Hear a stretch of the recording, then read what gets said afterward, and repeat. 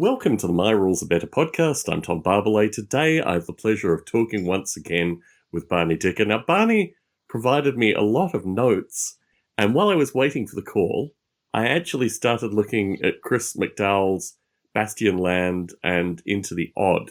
Can you talk a little bit about what has happened since we last spoke? Talk a little bit about this rule system which has captivated you, and maybe you might be GMing at a local con as well. Maybe talk about that too. Sure. Thanks for having me again. I'm full of cold, but I would say also full of gaming joy. Wonderful. So I think we spoke last in the height of the summer. Possibly, yeah. So now we're at the height of autumn, aren't we? So I've had a really good summer of gaming, all sorts of things, which I guess in current terms did peak nearly 2 weeks, a week ago, 1 week ago, at the local gaming con where I ran a roleplay session. And as you mentioned, it was using Chris McDowell's Into the Odd system, which he is on the verge of advancing via Kickstarter, but as I understand, it's already done, and turning Into the Odd into Electric Bastion Land, which is where I got into into his work, which I think I heard about an interview with him on What Would the Smart Party Do podcast. They interviewed him, and I just thought, this is incredible, amazing, and started to dig into that then. So it's kind of nominally probably set in the UK, this world of Bastion Land, and Bastion is the capital city, which is nominally probably London. Taking the kind of dungeon crawl format of your classic roleplay games, he's given that a twist that you go into the underground. So that is both, on the one hand, some kind of dilapidated form of the underground transport system, and these openings up into a more literal or more mythological underworld, shall we say, underneath Bastion. And there's all sorts of funny, they're not even rules really, but principles to create Bastion being chaotic. There's also these ideas of what's beyond Bastion, so out in the wilds, if you like. And that's a kind of the wilds, I can't remember what he calls it in the rules, the wilderness areas, let's say. There's a kind of parallel there with the underground, if you like, as in terms of adventuring possibilities. And so it kind of has a steampunk, diesel punk kind of thing going on. I like that it does something else slightly with that idea. In a really nice way. And this Electric Bastion Land, which is in the pipeline apparently, takes Bastion Land into the Electric Age. So it's all roughly kind of set around 1900-ish, maybe, something like that. So, but everything's very fluid. In my precursory scan through it, there seemed to be, and this is through his Bastion Land blog, I should point out, which has a Patreon attached to it. He seems to be exploring a variety of crazy-looking robots, which I guess are electronic versus steampunk. I might have a completely different view of this thing because you've immersed yourself and played it at a local con. Yeah. And I'm just reading the most precursory, fastest thing I can gather online to talk remotely coherently about it. When did you hear about this game first? Was it about 3 months ago, or was it more recently? Well, I think the episode of the interview with What Would the Smart Party Do, I think that was August or something. Okay. And basically the whole world of OSR, of old school role playing, kind of hadn't dawned on me, and it always I realize now that it was just there, just right next to everything. But suddenly this kind of was this realm of people putting out one-page rule systems or, whole role play games, 1-page role play games, or say 12-page role play games or 50-page role play games like Into the Odd, and kind of self-publishing them and latching on to that familiar format in some regards, but then making other mechanical innovations or conceptual innovations in other ways. It's just really fascinating. There's loads of stuff. Can you Yeah. unpack OSR just for folks listening in? Because I think the notion of old school role playing is something which I think is implicit, perhaps, in a lot of people's thinking about this space. But what does OSR mean specifically to you, and what do you feel it has been termed as when it's used as a term? Well, again, I'm really coming to this incredibly fresh, but it's clicked with me, if you like.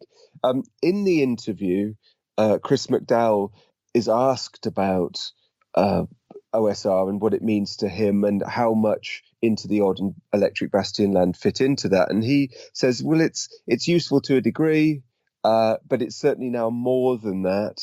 And over time, and this is the really interesting bit, he says over time he thinks OSR will be less significant because we will have moved into some other stage in our development of role-play games. But OSR is a specific term here. Indeed. Means what?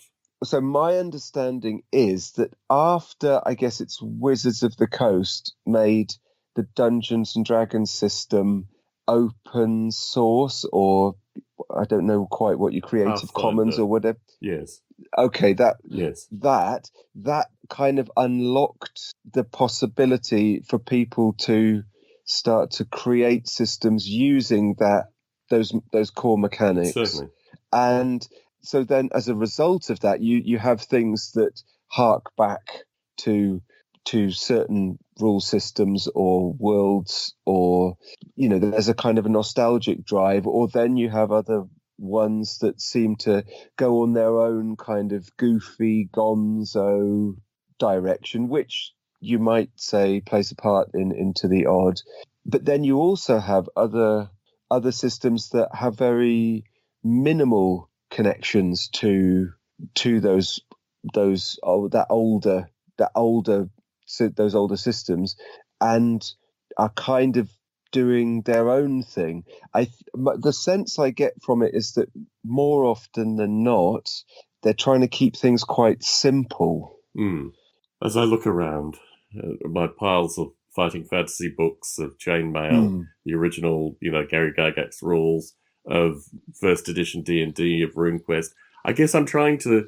It's always very curious to me when people say that Pathfinder, which is 3rd edition, 3.5, is the point where we declare this as being old school role-playing.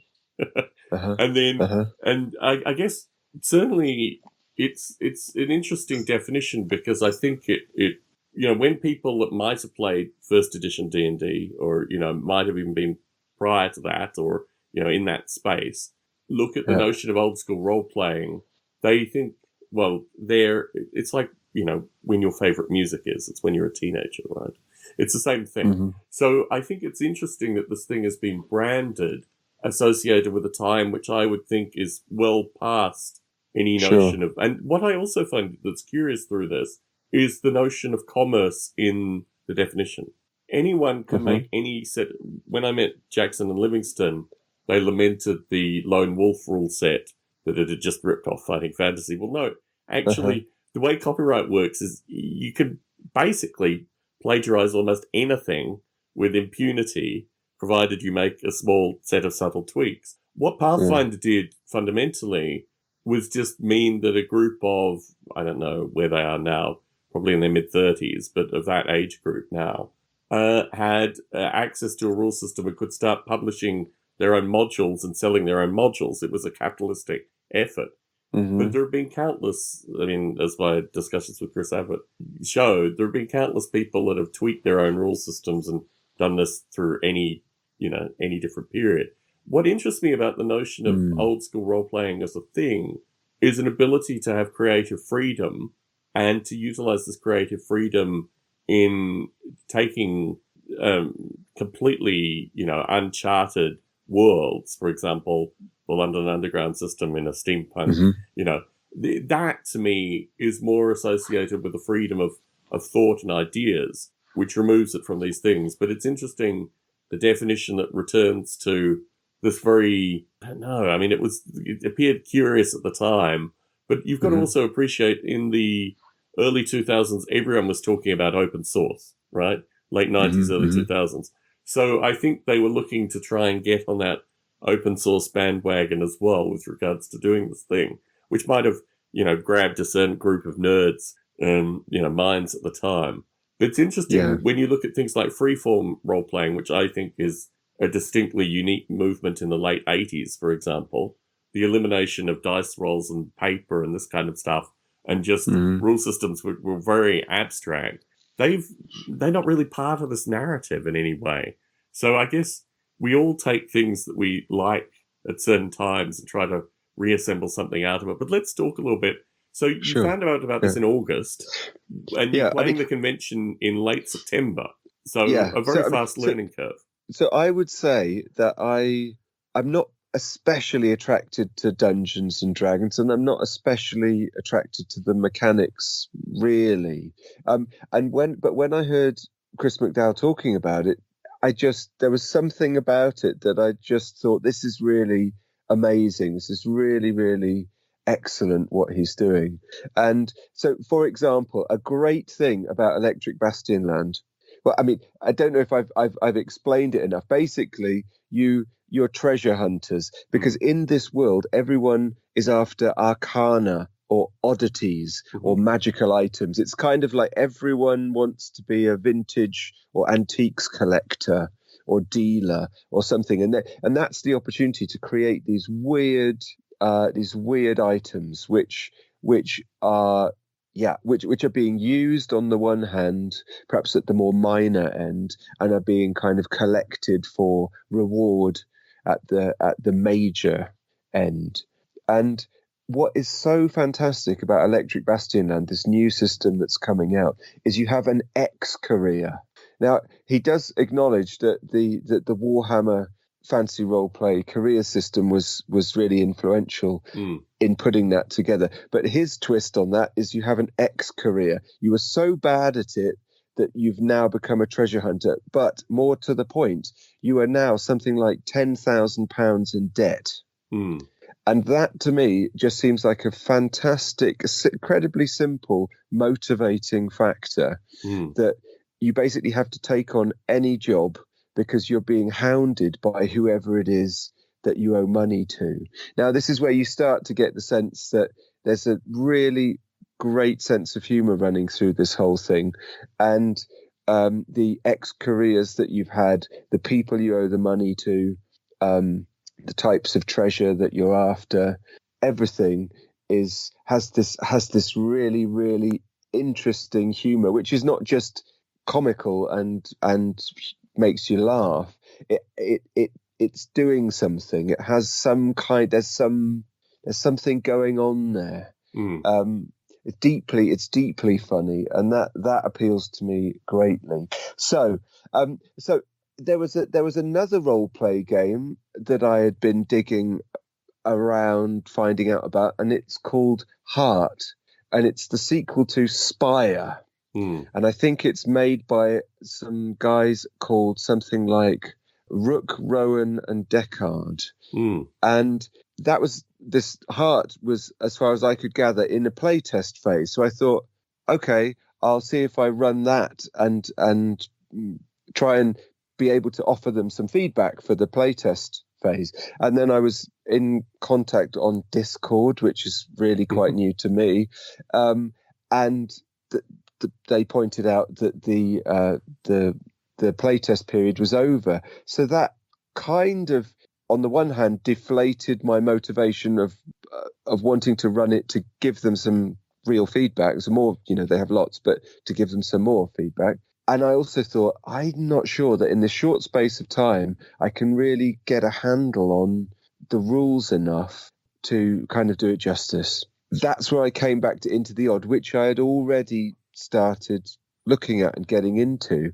And the complete rules for Into the Odd, which have been published, are something like 50 pages. And I'd gone through that a couple of times. And there's also there's various other bits on the Bastion Land website. And there are 2 playtest packages and some other bits and bobs knocking around for Electric Bastion Land, the sequel. So I basically tried to put them together, which basically works because they're completely compatible, give or take.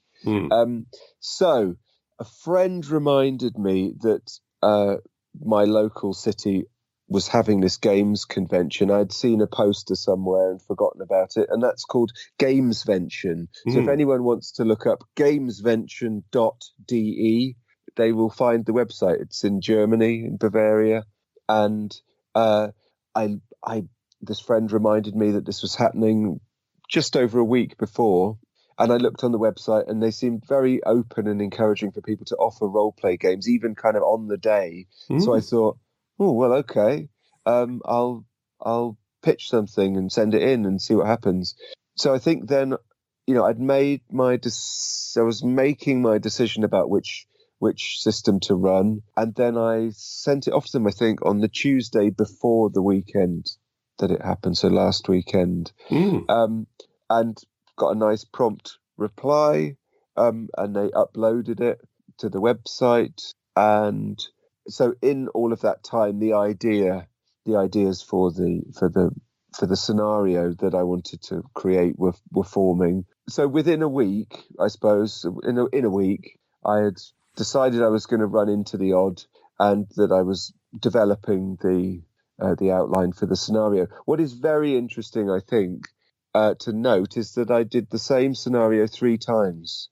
So it was really interesting to see how those different groups played through it and how the idea took shape with those groups. So I haven't GM'd a role-play game in years, decades probably, and this is the first time that I've ever seriously wanted to try to put a scenario together. In some kind of adult way. I think. I guess the stuff I would have done as a teenager, if I can remember that properly, would have been based on scenarios or some kind of vague sense of something.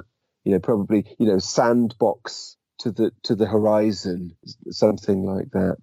So that was interesting to really focus my mind on a scenario, and then to kind of top that all off, I've never ever GM'd a convention with more or less random people. And I was thinking, oh God, is anyone going to show up? How's it going to work? So, and I should add as well that I was offering it in English in Germany. And I thought that's interesting to try out, because on the one hand, I thought that might well be appealing to some people, and it would also then be, prohibitive perhaps to some other people.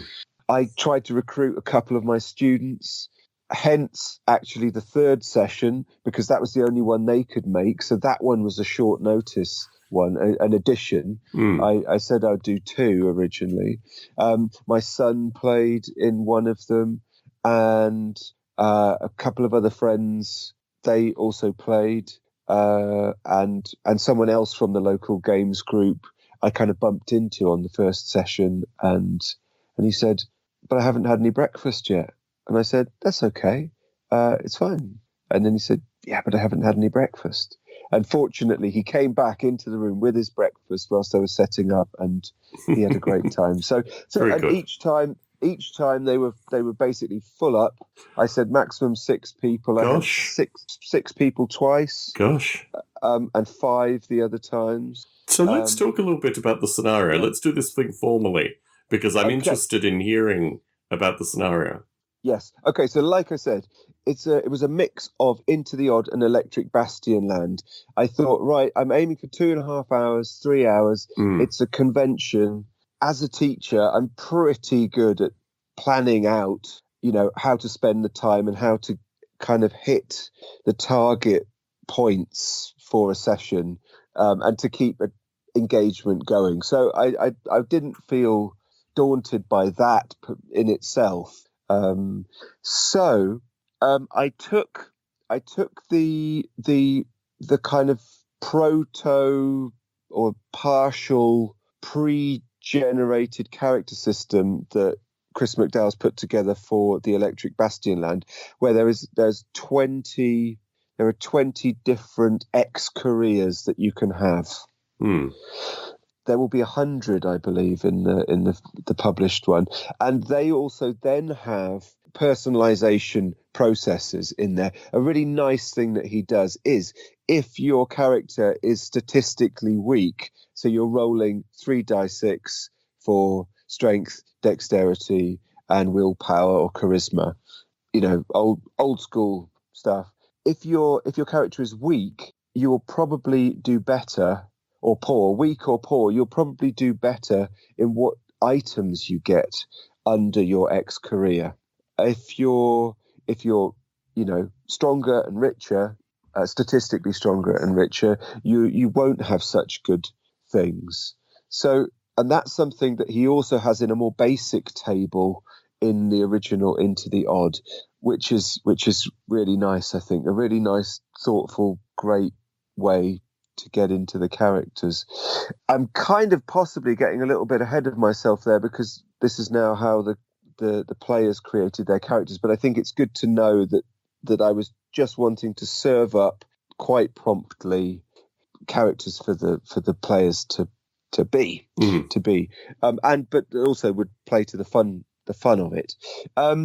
I decided to call it Electric Hell. We've got the underground theme and this coming of electricity. So the mission for these heavily in debt adventurers is to locate an undefined and large electrical power source, and that they would have to link it up with the grid, if you like, or the generator system of a company that is prospecting, if you like, for electric possibilities. And to that end, I thought, well, what they need is an infinite, indestructible power cable.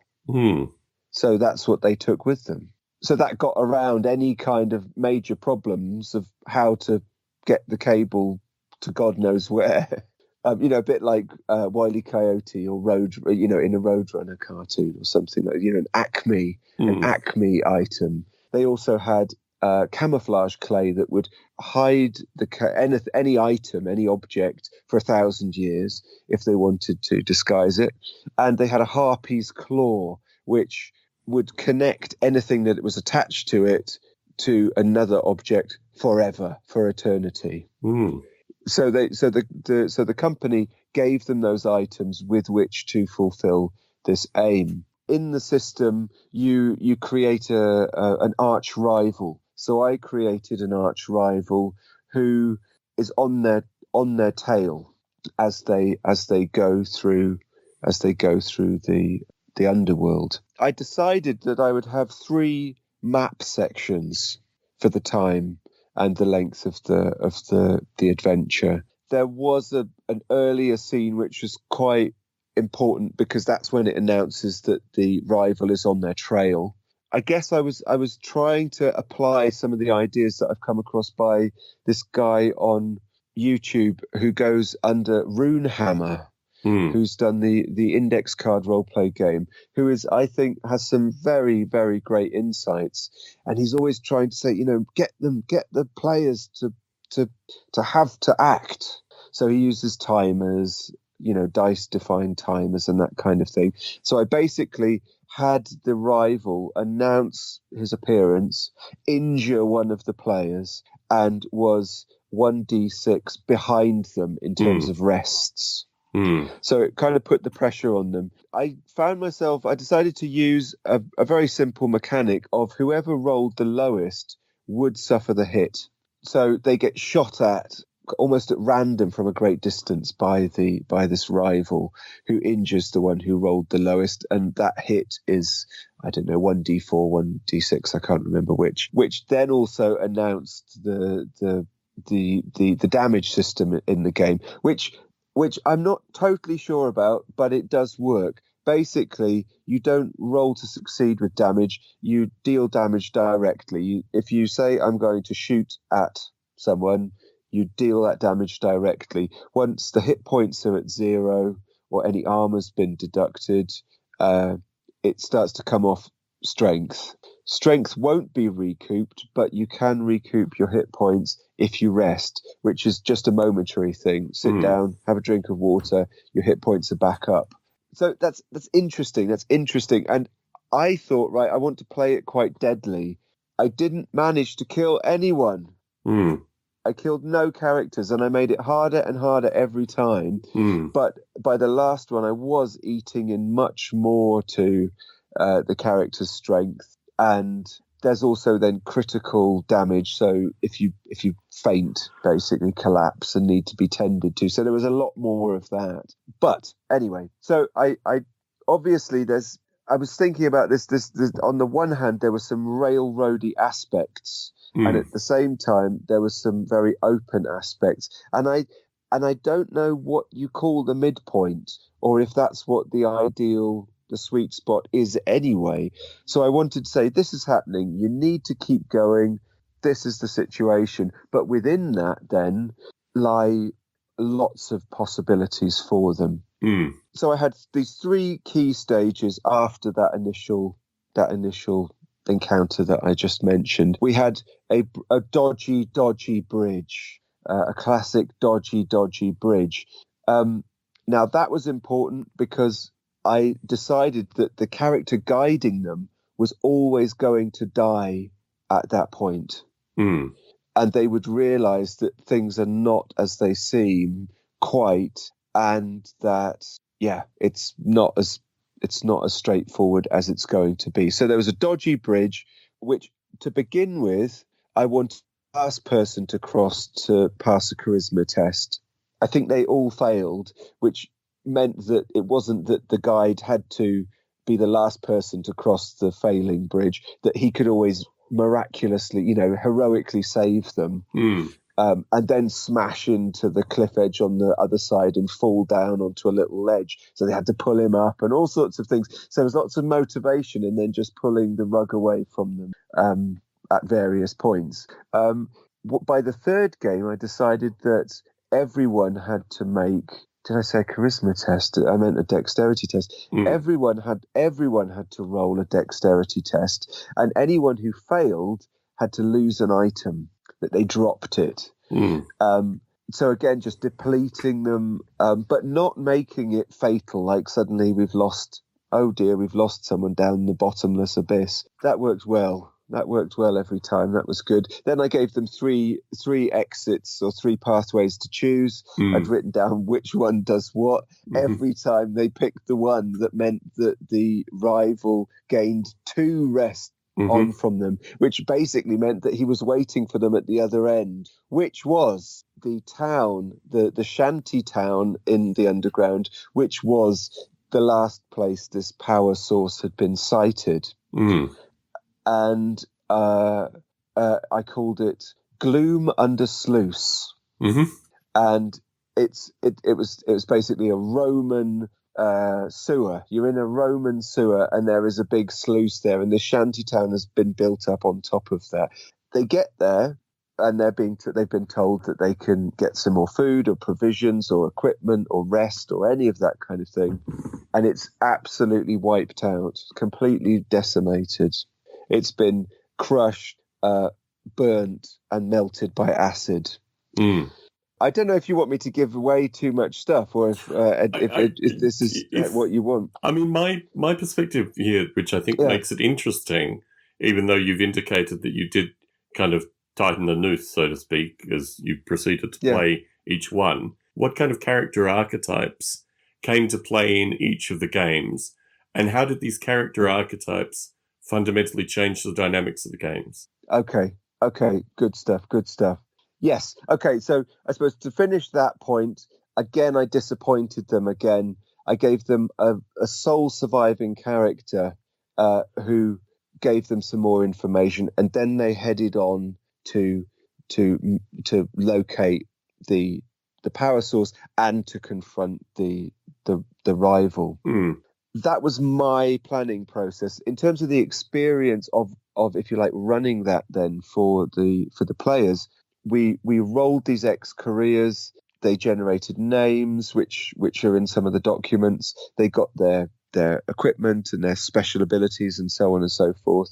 What we also did was everyone drew a little card figure of their character. So not only could everyone see, if you like, who was there and we could use them on the maps, I hoped that the players would also go through a process of kind of actually internalizing and coming to terms with the character, the archetype that they were playing and developing. A dead shoresman came up a couple of times. So he was literally a dead sailor. So he had a broken oar and cold blood. And he had some kind of magical item that he could use when he died, that he could be reborn again. So he popped up a lot. There were, trying to think of what else. There was an integrated foreigner. What else? Oh, we had a sideshow performer or something, a theatrical performer, something like that. So we had this really diverse group of people, and a shamed ex-lawyer, things like that. So a real motley crew of people. The really, really interesting thing was I did voices and tried to, always did my best to really animate the situation. And everyone really did invest. They totally invested. But nobody did any voices for their own characters. Not one that I can really recall. They performed, they enacted the characters, and they frequently kind of referred to their experience or the items that they had, and were very inventive with all of that. But there wasn't. They didn't embody it in that sense of taking on a voice or anything like that. I mean, within the system, there is this archetypal dynamic to it, or dimension to it, but at the same time, that's really being twisted and subverted, and you have these almost useless aspects to the characters. But I think that really adds something that kind of makes them much more rich for the players, especially when they've jumped straight into it. At the beginning, I made it very clear that they're a group, that they split their cash, that they kind of share their debt in that sense, and that they trust each other, that they've worked together a lot, because I really just wanted to make them feel immediately like they knew each other and that they were going to work as a team. And although there were a couple of jokes about perhaps turning against people in one group, I seem to remember, they all did do that. I know, I've remembered what I was going to say. I was really interested how the relationship between the kind of in-world fiction, if I dare say that, the in-world activities and the player meta level would interact. And I'd heard some discussion or several discussions about that recently, and I was wondering, how's that going to go? And is that going to be a problem with knowledge that the players have that the characters don't, and so on and so forth? And I just kind of sat back to see how that would work itself out. And I thought it worked wonderfully. And again, to come back to our topic about immersion, I felt like the players were totally immersed within our social group, our real social group, and within the story. And they would shuttle between that effortlessly. So I didn't haul them up when they're having conversations about amongst themselves between people who are further on down a tunnel and the others who are back at the sluice opening it or closing it, because it seemed totally natural and healthy for them to be debating how they would work as a team. And also because you're dealing in a kind of shorthand dialogue between them, they're not going to talk about, well, okay, if 5 minutes have passed, we'll turn the sluice down really low, or we'll send a couple of signals to do this, that, or the other. There's no point in doing that because it's kind of boring detail. Whereas to allow them to try and develop their strategy or their tactic, or to dig more into possibilities as a group, seemed the absolutely natural thing to do. There was lots of humour, lots of laughter about the characters that they were and the types of activities or the types of things they would do or say, especially at the beginning with the creation of the characters. And so I think that says something about the archetypes. In terms of the three distinct games, however, yeah. Oh, yes. How did they distinguish themselves in terms of the individual players? Yeah, okay. So, in each step of the way, certain things recurred, and like they all picked the third tunnel, which I couldn't believe. There was lots of debate, and some rolled dice, and all of different things, but in the end they all chose the same way. So some things recurred even though there were possibilities for differences, but there were also radically different things they did. They used items differently. They helped each other differently, and that did come back to the different characters that they were at and the different items that they had with them as well. In terms of the group dynamics, I mean, so in the very first group, there was one person that I previously knew, and then there were two more couples. Is that right? Was it 5? And then another, someone else came, I think. So what am I saying there? I'm saying that you had a couple of pairs who obviously they already knew each other. I had this one connection with one person. There were 2 women in the first group, two in the second group, and 1 in the third group. Ages did vary.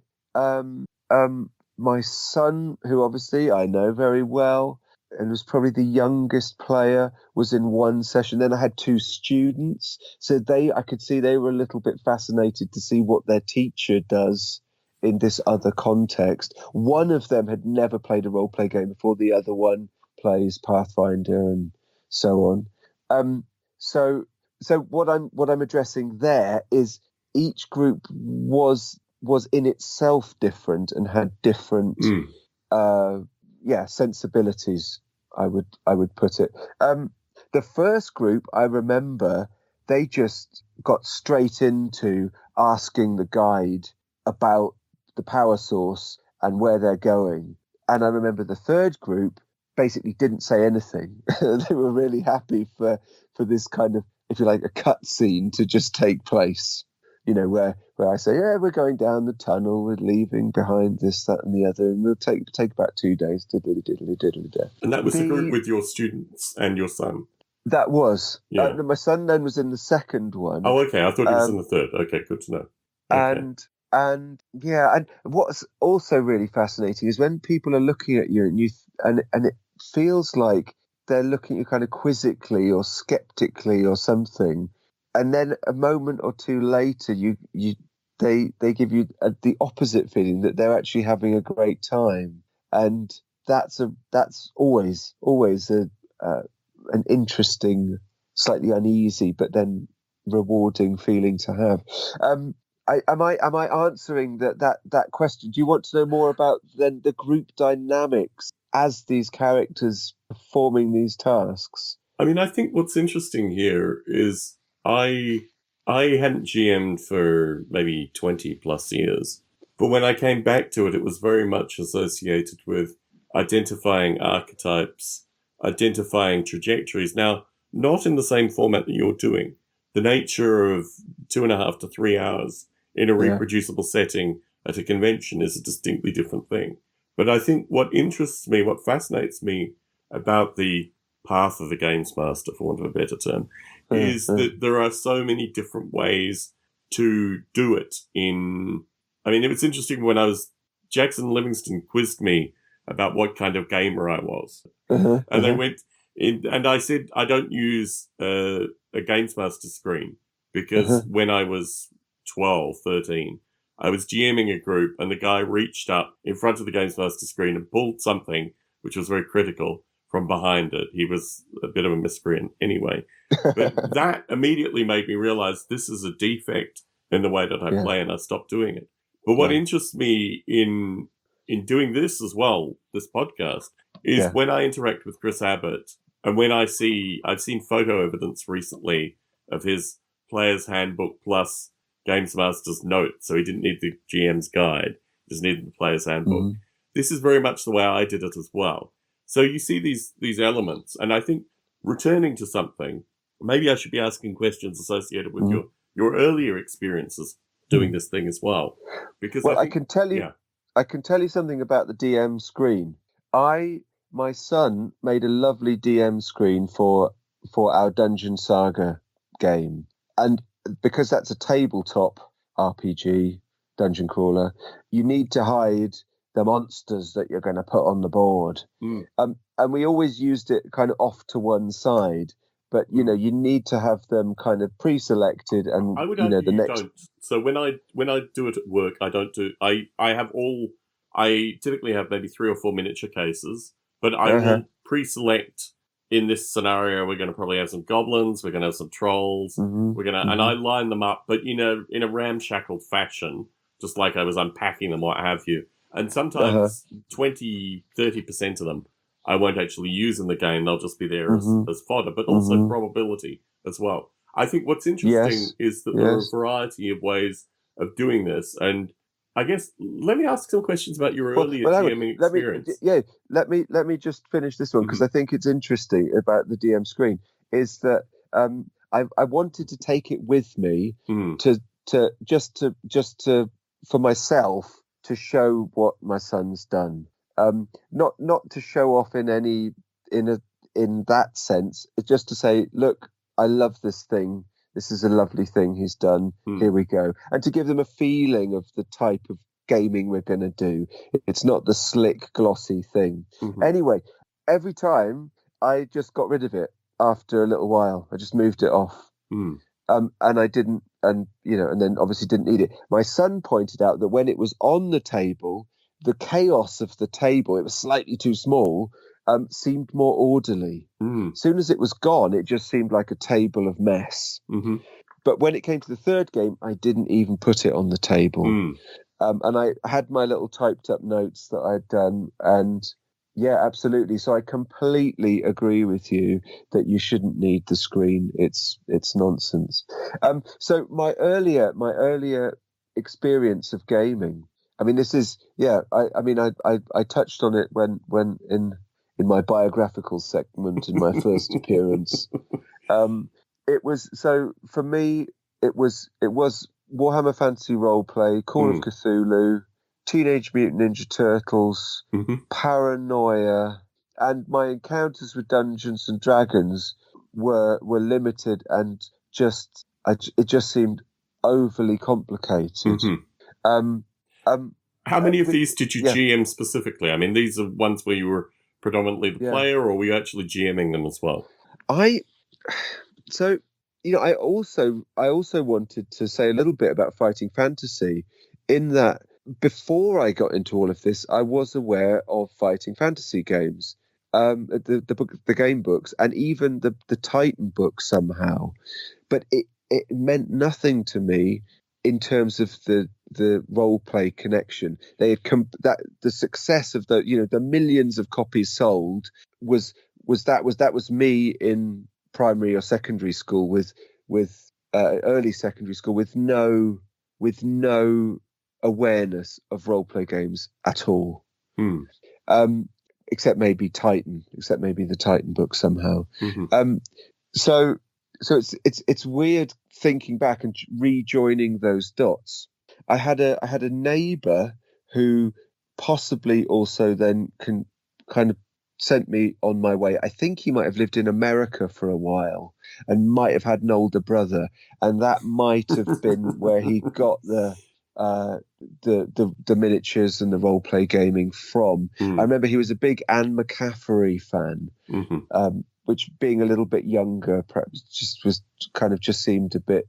I'm not much of a high fantasist, really. I'm not much of a high fantasist, so I can't quite remember the sequence of it all. Really, I think it was, my memory of it is very soupy. And it probably was very soupy, and it was just fascinating. The whole thing was totally fascinating. Once I started getting into the games, I think apart possibly from this neighbour, I was the game master. I was the person driving this little group of friends into these areas. I seem to remember the comic shop in my local city had the role play, had some role play games, and that's where I got them all, as far as I can gather. And, much as we might have played them, it seems, my memory is that it was incredibly hard to get anything to really hang together. Creating characters is always good fun, and was great fun, and I think I mentioned in our first chat that the Marienburg supplement in White Dwarf was really captivating for me. That you had this kind of sandbox city or area of a city with all of these wonderful characters with their secrets and their shops or their habits. I think that was a great piece of work, and I guess that for me was always that was a really good way to try and start creating adventures in Marienburg, and so that was. And I remember having a supplement of the Enemy Within, the one with this really grotesque character on. And in fact, I think The Restless Dead as well, with all of the skeletons on as well. So, but I remember that, I don't know, that my friends somehow, but me as well, in that combination, it was very difficult to when there's nothing on the table, when it's all in your mind, or just maybe some photocopies or a few photocopies, to get the thing going. And so I guess now being older and having, meditated on it a lot and sucked it, vacuumed it or hoovered it all up, I can set that ball rolling much more easily for my son, for example, or for these other people. And it was interesting. I had a couple of questions, people saying, "Oh, IGM as well. Thanks. That was you taught me a lot." One guy said, "Is it just talent?" And I was standing there kind of scratching my head because I was thinking, I haven't done this for ages, or like this ever, or so it's interesting that you note specifically, I mean, particularly with regards to your students, that obviously your academic training has added something to this thing. I mean, I reflect very heavily, particularly associated with narrative and creating narrative, that this was very important for me in my pre-teens, early teens, and to create universes and to create coherent worlds. And as you say, this notion that within a town, there are going to be stores, there are going to be secrets, there are going to be rumors, creating this level of depth was something that was very important to me as a child. And replaying these games afterwards, I think of it more now in the context of film. I think of it more now in the context of story arcs, of soap operas, of these kind of things in this sense. And it's interesting to me that there are so many different ways to explore this thing. And it was fascinating performing in front of Jackson and Livingston, because you could see one of them would light up and then the other one would light up. And then they'd talk about board games, which I don't really have much to say about. And they kind of deflate. And then they'd raise something and they had this thing which was very interesting to try and dissect, where I was, who I was, in the context of their own minds. And the intimacy through this period, although there's no follow-on, I helped out Ian Livingstone find Alan Merritt, and that was that. But I don't think I'll have any further correspondence. I might, if I was in the UK through a Fighting Fantasy Fest and I was there with a friend, I might take a friend along just to see this thing in its thing, But it's interesting to me that we all come to it, and particularly as children, we come to it with our own, what you're describing here is early teenage reticence, right?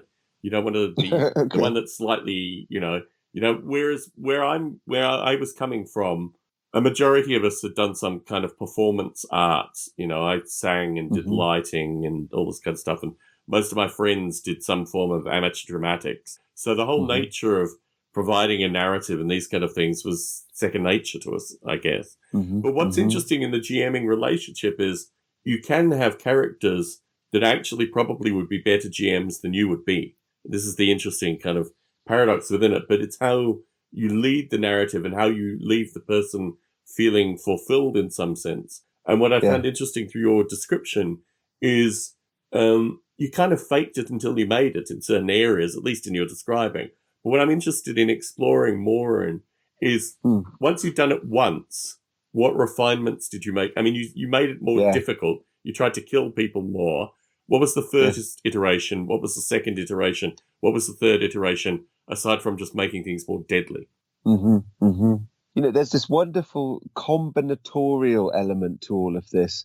And I think that appealed to me, say, with the Fighting Fantasy books, as I'm sure it did to you, the multiple possibilities. And I think that does lean into academia. And I wanted to say that for me, a great thing about academic research is that you try and open things out. So you can kind of take anything and open it out, or you can connect it with multiple other things and find surprising connections. So it's all about this kind of blossoming and revelation of things. And so it is precisely interesting to think about what set up that before academia, and then to come back to it after academia, if you like.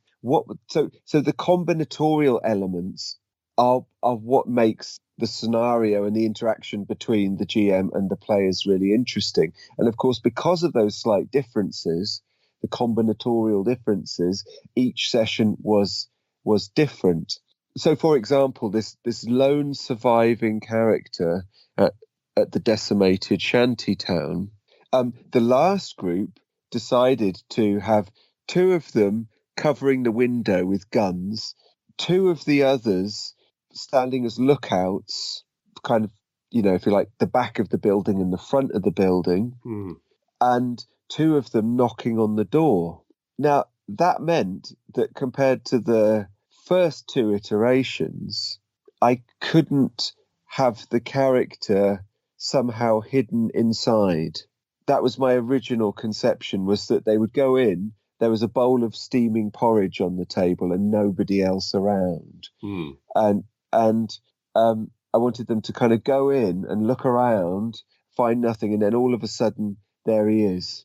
With the third iteration, I thought, they're just going to shoot him or something like that. They're totally ready to just wipe him out. So I basically just swapped it so that he was heading down the path from wherever towards his house, and is completely non-antagonistic, whereas before he was pointing a gun at them, the group, and saying, "What are you doing here?" This time he was simply saying, "Who are you?" Because what I wanted the characters to do was to interact with him and buy some equipment off him that he is more or less happy to part with, and learn a bit more. So that was a big difference. The second group with the same character, the same lone character, because I guess apart from the rival, he was pretty much the only NPC that they met, thinking about it now, although the rival had a whole gang with him, which I could talk about if you wanted. But to stick with this guy, the second group wanted to make a business contract with him about ferrying the power possibilities back up to the surface. So they would do a deal. And actually, that was partly triggered, I think, a little bit from one of the characters being the disgraced lawyer who has a magical contract that if you can get someone to sign it, the minute that they break the contract, they'll be struck down by lightning from heaven. So a funny kind of a trap item there. So they really wanted to enter. They didn't use the trick contract, but they wanted to enter into a business relationship with the guy, which was completely left field to me because it, as far from where I was coming from, it served absolutely no purpose in the scenario. But of course, it was great. It was wonderful. And this is to come back to this issue of playing in a group with a campaign and playing a one shot at a convention with people you don't know. It was really interesting to try and sow seeds of interest for any future activity that we might do if we run it again or more. And also to try and get them to imagine what that future beyond the game might be. So that, to me, seemed like some of that creative thinking in that direction. Interesting. So that's, I mean, with the big end bosses and the power supply, that was different every time, and I kind of embraced in advance the idea that basically the climax is going to be an anti-climax because it's not going to it's the decline of agency and make believe, isn't it? It's winding down, and actually I'd put a hidden treasure in it that had certain requirements that needed to be fulfilled in order for it to be potentially revealed right at the end. And it was only the third group that fulfilled all of those criteria and indeed found the item. So that was interesting. You've left a lot of food for thought here, Barney. I'm decompressing whether we should touch on any of our other topics or whether we should just leave it at that. Probably not, because when you talk, we were going to talk a little bit about your trips to the UK, and when you were talking earlier on there about thinking about yourself as a gamer and seeing these hugely influential figures, Jackson and Livingston, kind of slightly inflate and deflate in front of you like little helium balloons or something. Yes. That I was thinking, well, if you're going to look into some kind of a gaming mirror, if you're going to look into some cosmic magical reflection machine that tells you something new about yourself, or hidden, or I don't know, or a new, just a totally new thing about yourself, that must have been a great moment. That must have been almost like consulting that kind of oracle in that sense. Not that it in a way had anything per se to do with them, but just your own relation to them, that history of the fighting fantasy. Well, it's interesting because the whole thing was rather surreal, as one might imagine it would be. It played in part with a little jet lag, which was particularly pronounced this trip. And also, I appreciated that I was the first person that they met through this thing. So I didn't want to... But also, their influence on fighting fantasy for me is a forgotten memory, quite literally. I stopped playing them when I was about 8. I have really very limited recollection. The fact that I have good recollection associated with Games Workshop is because when I arrived in the UK in my mid-20s, I purchased a series of magazines which reminded me of my early teens. I have quite profound, brought about through a variety of factors, memory loss. And it's actually really very curious to have the experience because I wanted to talk to them about the 85 to 91 period that they were at Games Workshop, where they really weren't at Games Workshop. They wrapped things up in such a way. And what I realized when I was in front of them was actually what they had done since, but also little just quizzical things interested me. So we talked a little bit about Gary Gygax's widow and what has happened there. The Tunnels and Trolls guy, who I've had some connection with in not a particularly positive light, had just passed away as well. Obviously, Mike Brunton as well had passed away. So, they were joking about their own mortality in a very curious fashion too. It was an amazing experience, but I need to point this out very clearly. I paid about $500 to have the experience. And I realized very quickly that that in and of itself was a curious thing. So there were many layers to this thing. And one of the lighter moments was I was walking back. As you know, probably with universities, all the toilet facilities at Fighting Fantasy Fest were broken mysteriously for the event. So there was actually a choose your own adventure, find a maze through closed things to find facilities that actually worked in the building. So with a kind of countdown mechanism, something like that. Anyway, so it was fascinating because we all went, and you're talking here about 200 people in. I'm not sure if you know the University of West London or whatever, but it's a relatively. I think I've been there. Yeah, it's a small campus in a kind of building. So we were all using our map faking skills to try to find facilities. So on the way back, I'd found that they finally had opened up one and it had become a lot easier. But on the way walking back from one, looking very proud of myself having found this one, I crossed paths with Steve Jackson and he was just beaming, seeing me coming back and knowing what he was, going on a similar adventure. We had this amazing kind of passing in the hallway moment where we both laughed at each other because we knew what was going on here. So, that I think is a vignette that I'll take away from this.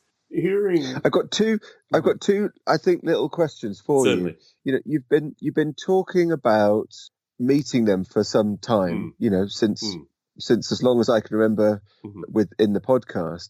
And I wonder if now that you've met them, if what that feels like or what you feel the next step is for the podcast, or if it changes that or anything to that nature. The relationship of them and the podcast was always going to be rather curious. I mean, I have historically met my childhood heroes and had long-term relationships with them.